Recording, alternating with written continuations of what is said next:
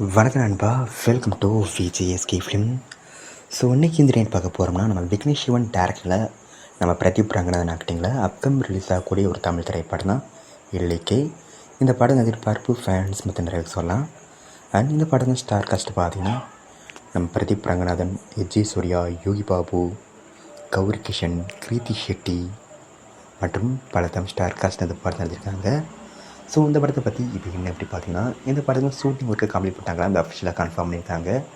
இதுக்கான வீடியோ கூட சொல்லுங்கள், வீடியோ பக்கம் தரமாக இருக்கும், சூப்பராக சொல்லலாம்.